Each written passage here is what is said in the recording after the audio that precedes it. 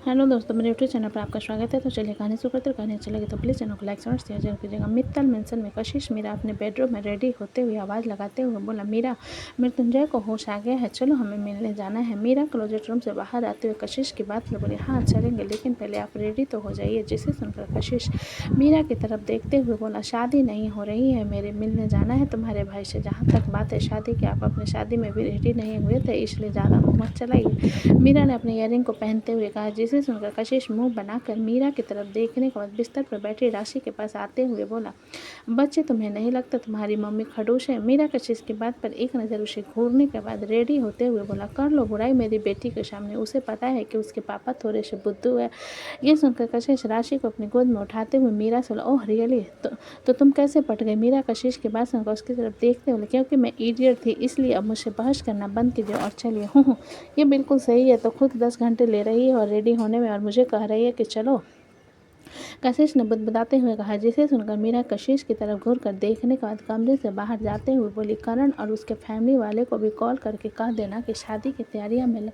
कशिश मीरा की बात पर उसकी तरफ देखते हुए बोला, लेकिन मृत्युंजय अभी तक ठीक नहीं हुआ है। मीरा कशिश की बात सुन उसकी तरफ देखते हुए बोली, शादी कल ही नहीं होनी है, लगेंगे 56 दिन, तब तक भाई ठीक हो जाएंगे। जिसे सुन कशिश उसके साथ साथ कमरे से बाहर सीढ़ियों से नीचे उतरते हुए, लेकिन सुधांशु को अभी तक होश नहीं आया है। कशिश की बात पर मीरा के कदम रुक गए और कशिश की तरफ देखते हुए बोला, सुधांशु और हमारा क्या लेना देना है? मीरा और कशिश राशि के साथ जा रहे थे मृत्युंजय को देखने अस्पताल, जहाँ मीरा ने नित्या और करण की शादी से रिलेटेड उसकी फैमिली से बात करने को कहा। जिसे सुनकर कशिश ने मीरा की तरफ देखते हुए, मृत्युंजय को होश आ गया है लेकिन सुधांशु अभी भी बेहोश है। ये सुनकर मीरा चलते हुए रुक कर पलट कर कशिश की तरफ देख, सुधांशु को और हमारे फैमिली फंक्शन का क्या लेना देना? मीरा की बात सुन कशिश उसकी तरफ देखते हुए बोला, माना कि सुधांशु का कोई लेना देना नहीं, लेकिन कुछ नहीं कशिश, करण नित्या को लेकर रसिया जाना चाहता है और हम उसके टाइम पास नहीं कर सकते, इसलिए पंडित जी से बात करने के लिए कहो।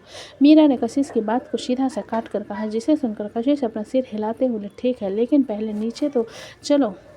मीरा कशिश की बात पर अपना सिर हिला देती है और नीचे आ जाते हैं, जहां नित्या करण से वीडियो कॉल में बात करते हुए बैठी थी। जिसे देखकर मीरा नित्या की तरफ देखते हुए, आप चलेंगे हमारे साथ हॉस्पिटल भाई को देखना? नित्या मीरा के सवाल पर अपना कुछ पल चुप रहने के बाद करण की तरफ देखते हुए बोली, मैं हॉस्पिटल जा रही हूँ मृत्युंजय भाई को देखने के लिए, तुमसे बाद में बात करूंगी। करण नित्या की बात सुनकर बोला, ओके बाय। इतना कहकर करण कॉल कट कर देता है। नित्या सोफे से उठकर कशिश के पास जाकर राशि को उसकी गोद में लेते हुए कहती है, चलिए चलते हैं। मीरा नित्या के बाद अपना सिर हिला देती है और वो लोग वहाँ से सिटी हॉस्पिटल के लिए निकल जाते हैं। इधर सारंग बिला में सभी मृत्युंजय से मिलकर आ चुके थे, लेकिन शिवांश जिद करके बैठा था कि उसे मृत्युंजय से मिलने अस्पताल जाना है। शिवांश की जिद को देखते हुए विकल्प उसके पास आकर, मैंने भाभी से बात किया था तो क्या कहा मम्मी ने? ठीक, डैडा ठीक है ना? शिवांश ने जल्दी से पूछा, जिसके जवाब विकल्प उसके बालों पर हाथ फेरते बोला, हम शाम को चलेंगे उनसे मिलने। विकल्प की बात सुन शिवांश अपना सिर नहीं महिलाते हुए, लेकिन मुझे अभी मिलना है, पापा से 4 दिनों से मैं नहीं मिला। अव्यक्त समृद्धि जो कि वहीं पर बैठे हुए थे, शिवांश की बात सुनकर विकल्प के पास रेंगते हुए जाकर उसके दोनों पैरों को पकड़कर बोले, डैडा। विकल्प उन तीनों के बीच में फंसकर रोने जैसा चेहरा बना, मेरे बच्चे को अकेला कुछ नहीं कर सकता, भाभी ने कहा था कि तुम सबको शाम को लेकर आना है। जिसे सुनकर अव्यक्त विकल्प के पैरों को कसकर पकड़ते हुए थोड़े गुस्से में बोले, डैडा। विकल्प अव्यक्त की जिद को देखते हुए अपना सिर हिलाकर शिवांश की तरफ देखते हुए बोला, ठीक है, तुम एकांश को उठा लो, फिर हम चलते हैं हॉस्पिटल। विकल्प की बात सुनकर शिवांश अपना सिर हिलाते, ओके चाचू, मैं वैद्य को बुला कर लाता हूँ। इतना कहकर शिवांश दौड़ते हुए वैद्य के कमरे की तरफ चला गया। जिसे देखते हुए विकल्प अव्यक्त और समृद्धि से बोला, चुपचाप सोफे पर बैठो, तभी लेकर जाऊंगा, वरना नहीं। विकल्प की धमकी को सुनकर अव्यक्त और समृद्धि चुपचाप सोफे पर के पास खड़े हो जाते हैं, क्योंकि उनकी हाइट के बराबर ही सोफा था, जिसे वो लोग उतर तो सकते थे लेकिन चढ़ नहीं सकते थे। ये देखते हुए विकल्प जाकर उन दोनों को उठाकर सोफे पर बैठा उंगली दिखाते हुए, खबरदार, अगर अपने पैर जमीन पर रखे तो नहीं लेकर जाऊंगा, और बदमाशी बिल्कुल नहीं करना, मैं रेडी होकर आता हूँ। जिसे सुनकर अव्यक्त और समृद्धि घूर कर विकल्प की तरफ देखते हैं तो विकल्प चुपचाप वहाँ से कमरे की तरफ चला जाता है। विकल्प के जाने के बाद निर्जला वहाँ पर आकर सोफे पर बैठते हुए अव्यक्त और समृद्धि की तरफ देख कर बोली, आज हमारे दोनों पहरेदार इतने चुप क्यों हैं? निर्जला की बात सुनकर अव्यक्त उसके पास रेंगते हुए आकर उसके सामने बैठते हुए बोला, दादी, निर्जला अव्यक्त उठाकर अपनी गोद में बैठाते हुए बोले, क्या हुआ? अव्यक्त निर्जला की बात सुनकर उसकी तरफ देखते हुए बोला, डैडा। जिसे सुन निर्जला अपना सिर हिलाते हुए बोली, तुम्हारी डैड बिल्कुल ठीक है अभी। ये सुनते हुए समृद्धि सोफे के सिरहाने को पकड़कर खड़ी हो निर्जला को उंगली दिखाते हुए बोली, दादी आई लव मी। जिसे सुनकर निर्जला समृद्धि को संभालते हुए, आराम से वरना गिर जाओगे। समृद्धि सोफे के सिरहाने के पकड़ चलते हुए आकर निर्जला के सामने खड़ी हो अव्यक्त को हटाने की कोशिश करते हुए बोली, हटो। अव्यक्त ये देखकर समृद्धि के हाथ को छुड़ाते हुए अचानक अव्यक्त झटकाने पर समृद्धि नीचे गिरने लगी। जब राजेंद्र जी आकर समृद्धि को पकड़ अव्यक्त से बोले, अभी ये बुरी बात है ना? समृद्धि छोटी बहन है ना आपकी? राजेंद्र जी के बात सुनकर उन्हें उंगली दिखाते हुए समृद्धि की तरफ इशारा करके बोला, समृद्धि गंदी। जिसे सुन समृद्धि अव्यक्त पर चिल्लाते हुए बोली, गंदा। चलो। उन दोनों के झगड़े को शुरू होने से पहले राजेंद्र जी निर्जला की तरफ देखते हुए, इन दोनों का एक पल के लिए नहीं बनता, पता नहीं कैसे रहेंगे दोनों। ये सुनकर निर्जला मुस्कुराते हुए, कोई बड़ी बात नहीं, आपको तो याद ही होगा कैसे विकल्प विप्लव और मीरा झगड़ा होते रहते थे, हर वक्त एक दूसरे को पीटने के लिए तैयार रहते थे। जिसे याद करते हुए राजेंद्र जी मुस्कुरा कर बोले, बच्चे कितने जल्दी बड़े हो जाते हैं ना। कौन कहेगा कि मीरा की एक बेटी और विकल्प की शादी हो गई है। पीताम्बर आते हुए राजेंद्र जी के बात सुनकर बोले, और अब बहुत जल्दी हमारे वापी की भी शादी हो जाएगी। पीछे से विप्लव आते हुए पीताम्बर की बात सुनकर बोला, ऐसा लग रहा है जैसे मुझे विदा करने वाले हैं आप डैडा। विप्लव की आवाज़ सुनकर पीताम्बर सिर घुमाकर उसकी तरफ देखते हुए बोले, तुम आ गए तो कब जा रहे हो कोरिया? नहीं जाऊंगा, यहीं रहूंगा आपके सीने पर बैठकर विप्लव ने आकर पीताम्बर जी के साथ खड़े होते गए। जिसे सुनकर राजेंद्र जी विप्लव की तरफ देखते हुए, कोरिया वापस नहीं जाओगा? मतलब पढ़ाई पूरी नहीं करनी क्या? राजेंद्र जी के फिक्रमंद आवाज़ को सुनकर विप्लव उनके पास आकर समृद्धि के गाल पर किस कर देता है तो समृद्धि शर्मा जिसे देखकर अव्यक्त का मुंह बन जाता है और विप्लव राजेंद्र जी की तरफ देखते हुए कहते हैं, डोंट वरी बड़े पापा, मैं ऑनलाइन पढ़ाई कर लूँगा और सिद्धू की तबीयत खराब है ना, इसलिए बस उसकी मदद करनी है। विप्लव की बात सुनकर उसकी तरफ देखते हुए, लेकिन तुम्हें तो बिजनेस का कोई नॉलेज नहीं है विप्लव, और बिना नॉलेज के कुछ नहीं होता। सो व्हाट दैट ब्रो, है ना, वो सब सिखाएंगे मुझे, विप्लव ने जवाब दिया। जिसे सुनकर राजेंद्र जी अपना सिर हिलाते हुए, ठीक है, ख्याल काफ़ी अच्छा है तुम्हारा, नई चीज़ करने के सीखने की, तो कब से शुरू कर रहे हो? राजेंद्र जी के सवाल पर विप्लव कुछ पल अपने दिमाग के घोड़े उड़ाने के बाद बोला, फिलहाल तो मुझे सिद्धू के कंपनी जाना होगा और देखना होगा कि वहाँ पर कंडीशन क्या है। विप्लव की बात सुनकर पीताम्बर उसकी तरफ देखते हुए, कुछ भी अपने मन से मत करना, पहले एक बार सबसे एडवाइस ले लेना, उसके बाद तुम्हें जो सही लगे वही करना। विप्लव पीताम्बर जी के बात पर अपना सिर हिला देता है और अव्यक्त के गाल को खींचते हुए कहता है, तुम तो दिन पर दिन हैंडसम होते जा रहे हो। अव्यक्त विप्लव के गाल के खींचने पर उसके हाथ को हटाते हुए थोड़े गुस्से में बोला, नो। ये देखकर विप्लव अव्यक्त के दोनों गाल को पकड़कर खींचते हुए जानबूझ कर, तुम्हें तो अपने पापा की तरह एंगर इशू हो रहे हो, सुधर जाओ वरना भाभी की तरह कोई मिल गई ना, फिर हो गया तुम्हारा कल्याण। अव्यक्त विप्लव के हाथ को हटाने की कोशिश करते हुए, नो चाचू। अव्यक्त के चाचू कहने पर विप्लव कुछ पल रुक कर उसे पेन दिखाते हुए बोला, व्हाट इज दिस पेन? अव्यक्त ने चमकती आंखों से पेन को देखते हुए कहा। जिसे सुनकर विप्लव मुस्कुराते उसे गुलाब जो कि वहीं फ्लावर वास में लगे हुए थे दिखाते हुए, व्हाट इज दिस रोज? अव्यक्त ने एक नज़र गुलाब को देख चमकती आंखों से पेन को देखते हुए कहा। जब विप्लव ने उसे एक ग्रीन कलर का टॉय दिखाते हुए, व्हाट इज दिस? समृद्धि जो कि राजेंद्र जी के गोद में बैठे उन लोगों को घूर रहे थे, विप्लव के बात पर गुस्से से बोले, ग्रीन टॉय। समृद्धि के बात पर विप्लव सिर घुमाकर उसकी तरफ देखते हुए अपने बालों की तरफ इशारा करके बोला, व्हाट इज दिस समृद्धि?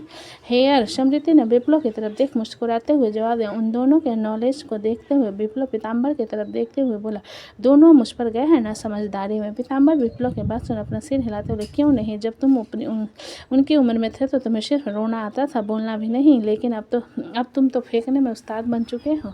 विप्लव पीताम्बर की बात सुनकर मुँह बनाते हुए, थोड़ी तारीफ ही कर देते डैड, कलेजा तो जल रहा है, शांत हो जाता। जब शिवांश उदास वहाँ नीचे आ जाता है, शिवांश को देखकर विप्लव उसके पास आकर बोला, क्या हुआ शिव, तुम्हारे चेहरे की एलईडी लाइट जैसी चमक आज गोल क्यों हो गई है? विप्लव के बाद सुनकर शिवांश उदास आंखों से उसकी तरफ देखते हुए, वैदिक नहीं जाऊंगा कह रहा है चाचू, हम हॉस्पिटल जा रहे थे डैड से मिलने। शिवांश की बात पर विप्लव हल्का सा मुस्कुराकर उसके गाल पर हाथ रखकर बोला, कोई बात नहीं, तुम चले जाओ, जब भाई घर आएंगे ना वैदिक उनसे मिल लेगा।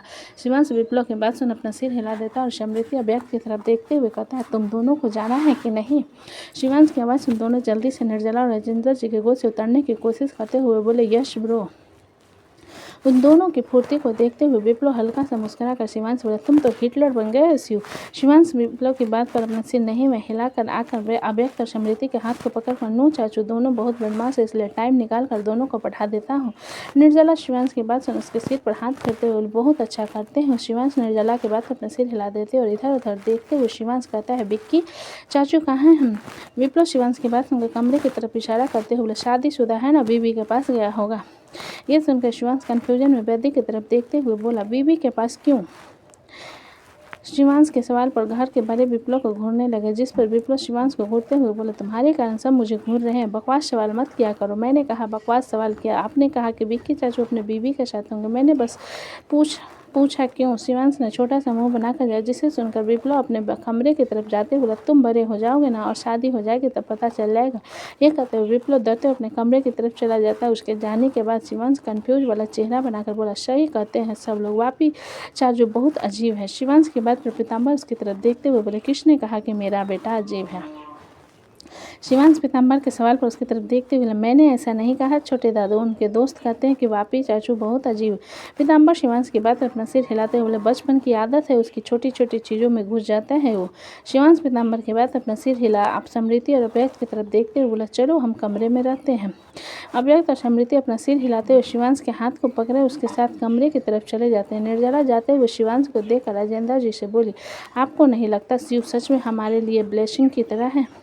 राजेंद्र जी शिवांश को जाता हुआ देख निर्जला के बाद अपना सिर हिलाकर बोला, हाँ आपने सही कहा, इसलिए तो जे बदल गया है। निर्जला राजेंद्र जी के बाद अपना सिर हिला देता है और पीताम्बर की तरफ देखते हुए कहती है, रचना कहाँ है।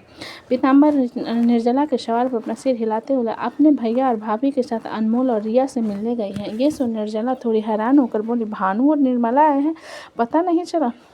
पीताम्बर निर्जला के बात पर अपना सिर नहीं में हिलाते हुए, पता नहीं क्या हो रहा है, शायद अनमोल के गाजियाबाद चलने के लिए कहा जा रहा है। निर्जला पीताम्बर की बात पर कुछ पल सोच कर, ये भी सही है, बेटा बड़ा हो गया है और अब उसके पापा भी रिटायर हो गए हैं तो काम तो संभालना ही होगा ना। पीताम्बर निर्जला की बात सुनकर अपना सिर हिला देता है और वो लोग अपने ही बातों में लग जाते हैं। इधर वर्षा दीवार से सटी हुई थी और विकल्प उसे किस कर रहा था। जब विकल्प वर्षा के होठों पर जोर से बाइट करता है, जिसे महसूस कर वर्षा विकल्प को खुद से दूर धकेल कर बोली, व्हाट द हिल।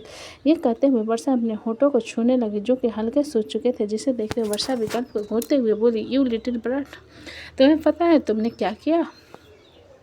विकल्प वर्षा की गुस्से भरी आवाज़ को इग्नोर कर बाथरूम की तरफ जाते हुए बोला, only kissed you because you seduce me by wearing a towel, जो तो जाओ और चेंज कर लो। इतना कहते हुए विकल्प बाथरूम के अंदर चला जाता है। वर्षा जाते हुए विकल्प को आंखें छोटी कर घूरने के बाद अपने कपड़े चेंज करने चले जाते हैं। वहीं शोभित लगातार कुछ तलाशे जा रहा था जब अदिति उसके कंधे पर थपथपा है। अदिति के थपथपाने पर शोभित बिना उसे ध्यान दिए उसके हाथ को हटाते हुए को बोला, मैं बिजी हूँ कोकुन। जिसे सुनकर अदिति मुंह बनाकर शोभित की तरफ देखते, बताएंगे तभी तो पता चलेगा ना कि आप किस चीज़ में बिजी है। जिसे सुनकर शोभित अदिति की तरफ देखते हुए, मैं एक फाइल ढूंढ रहा हूँ, लेकिन यहाँ पर सिर्फ तुम्हारे खिलौने पड़े हुए, मैं बच्ची नहीं जो मैं खिलौने से खेलूंगी। अदिति ने शोभित को घूर कर, जिसे देख शोभित लूडो चेयर्स और बाकी के टॉय निकाल कर फेंकते हुए, ये सब मेरे। अदिति उन सारे टॉयज को देखते हुए अपना सिर नहीं में हिलाकर बोला, मेरी भी नहीं है, वो तो शिव आ जाता है लेकर, बस इसलिए खेलना पड़ता है। ये सुनकर शोभित अपनी आंखें चढ़ाते हुए, तुम्हें चेयर्स आते हैं। अदिति शोभित की शक भरी आंखों से देख अपने कमर पर हाथ रखकर बोली, आपको कोई शक है क्या।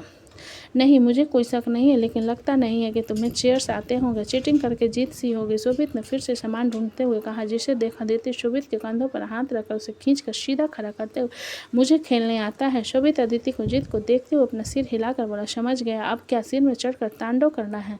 अदिति शोभित के बाद अपना सिर नहीं में हिलाकर बोले, मुझे तांडव करना नहीं आता। मुझे शोभित अदिति के बाद पर उसके सामने सीधा खड़ा हो एक गहरी सांस भर कर बोला, अदिति मैं तुमसे एक सवाल पूछूं। अदिति क्यों कह रहे हो आप मुझे।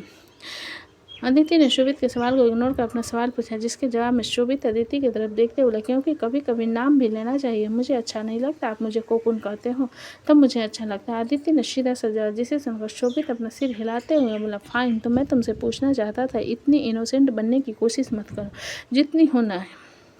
जितनी हूँ नहीं। शोभित की बात पर अदिति उसे देखते हुए बोली, क्या मतलब मैं इनोसेंट नहीं हूँ? क्या मैं आपके चालाक दिखती हूँ? शोभित अदिति के सवाल पर अपना सिर नहीं में हिलाकर बोला, नहीं, तुम मुझे चालाक नहीं दिखती बल्कि बेवकूफ़ दिखती हो। सही कहते हैं लोग, शादी के कुछ साल बाद मर्द बदल जाते हैं और आप में भी बदलाव दिख रहा है। क्या आप मुझसे इरिटेट होते हैं? अदिति ने शोभित को घूरते हुए कहा, जिसे सुनकर शोभित अपना सिर नहीं में हिलाकर बोला, मैं तुमसे इरिटेट नहीं हो रहा, लेकिन मुझे अभी अपना काम करने दो। अदिति शोभित की बात सुनकर उसे घूरते हुए एक और दराज खोलकर उसमें से सारा फाइल निकालकर बिस्तर पर रखते हुए बोली, देख लीजिए कौन सी फाइल है। सारी फाइल्स को देखते हुए शोभित थोड़ा हैरान हुआ। अदिति की तरफ देखकर बोला, ये सारी फाइल्स तुमने रखी थी न्यू दराज में? आदित्य शोभित के सवाल पर उसे इग्नोर करते हुए बोले, मैंने नहीं रखी थी, किसी भूत ने आकर रखी थी, देख लो। इतना कहकर अदिति पैर पटकते हुए कमरे से बाहर चली जाती। शोभित जाती हुई अदिति को देखकर खुद से बोला, इससे भी टेंटर्म शुरू हो रहे हैं, धीरे धीरे फॉरगेट इट। इतना सोचते हुए शोभित उस फाइल्स को चेक करने लगता। इधर अदिति शोभित के कमरे से निकलकर पैर पटकते हुए विप्लव के कमरे आ जाती है और सोफे पर जाकर बैठ जाती। अदिति का बैठते ही चार्ली, जो कि सोफे के एक तरफ बैठा हुआ था, उसकी तरफ देखता है तो अदिति उसे गले लगाते हुए कहते हैं, हम दोनों की ज़िंदगी एक जैसी क्यों लगती है कभी कभी चार्ली अदिति की बात सुनकर उसे चाटने लगा, जिस पर अदिति मुंह बनाकर उसे दूर होते हुए बोले, मुझे ये तुम्हारी हरकत बिल्कुल अच्छी नहीं लगती है। जब विप्लव फ्रेश होकर बाथरूम से बाहर आते हुए, क्या हुआ बनी? अदिति विप्लव के सवाल पर उसकी तरफ देखते हुए, एक तो तुम्हारे वो अड़ियल भैया हमारी धूमधाम से शादी करने को तैयार नहीं, ऊपर से उनका सारा काम भी संभाला और मुझे ही होशियारी दिखा रहे हैं। अदिति की बात सुनकर विप्लव मुस्कुराते हुए, तुम्हारे मुंह से ये काफ़ी अच्छा साउंड कर रहा है, फिर से बोलो। अदिति विप्लव के बात सुनकर उसे घूरते, मैं मजाक नहीं कर रही, मुझे ग्रैंड वेडिंग चाहिए, मुझे बहुत सारे मिठाई खाने को मिलेंगे। विप्लव अदिति के बात पर एक हाथ भरते हुए मिरर के सामने जा अपने बालों को पोंछते हुए, भाई के किसी भी बात पर यकीन मत करना, क्योंकि वो लोग को टाल कर रखने में माहिर हैं। मतलब? अदिति ने कन्फ्यूज हो गया, जिसके जवाब में विप्लव उसकी तरफ देखते हुए बोला, मतलब ये कि अगर तुम्हें सच में ग्रैंड वेडिंग चाहिए तो धरना लगाओ, भूख हड़ताल कर बैठ जाओ, फिर देखना कैसे नहीं मानेंगे तुम्हारी बात घर वाले। विप्लव ने अदिति को भड़काते हुए, जिसे सुनकर अदिति अपने पेट की तरफ हाथ रखते, और अगर मेरे बच्चे को भूख लगी तो जिसे सुन विप्लव आंखें बड़े करते हुए, तुम प्रेग्नेंट हो? आदित्य विप्लव के बात पर जल्दी से अपना सिर नहीं में हिलाते, अरे मैं प्रेग्नेंट नहीं हूँ, भूख की वजह से पेट आवाज़ करता है ना, बस अपने पेट को बच्चा कह रही थी, मैं प्रेग्नेंट नहीं हूँ। विप्लव आदित्य के बात से घूरते हुए, जरा सोच समझ कर बात किया करो इडियट। आदित्य विप्लव के बात पर मुँह बना देती है और उसके बालों को तरफ देखते हुए कहती है, वैसे मैं पूछने वाली थी, तुम बाल क्यों बढ़ा रहे हो? कैंसर पेशेंट को डोनेट करने के लिए नेचुरल हेयर चाहिए होते हैं ना, बस इसलिए। विप्लव ने अपने बालों को बांधते हुए कहा, जिसे सुनकर अदिति अपने हाईलाइटेड हेयर्स को देखते हुए विप्लव से, तो ठीक है, हम पार्लर जाएंगे और अपने बालों को फिर से नॉर्मल करा लूँगे, फिर हम दोनों साथ में डोनेट करेंगे। अदिति के बाद विप्लव मुस्कुराते उसकी तरफ देखने के बाद उसके पास आकर बोला, वो सब तो ठीक है, मैं जा रही हूँ सिद्धू के कंपनी, क्या तुम चलना चाहोगे? आदित्य विप्लव के बाद अपना सिर हिलाते हुए बोली, यहाँ पर रहकर तुम्हारे भाई के ताने सुनने से अच्छा है कि मैं बाहर रहूँ। विप्लव आदित्य के बाद अपना सिर हिला देता और उसे सोफे से खड़ा कर चार्ली की तरफ देखते हुए कहता, खबरदार अगर कमरे से बाहर गए तो मॉम डांटेगी तो तुम जिम्मेदार होगे, मैं नहीं। विप्लव के बाद सुनकर चार्ली भौंकते हुए जमीन पर लेट जाता है, जैसे कह रहा हो मैं नहीं आऊँगा।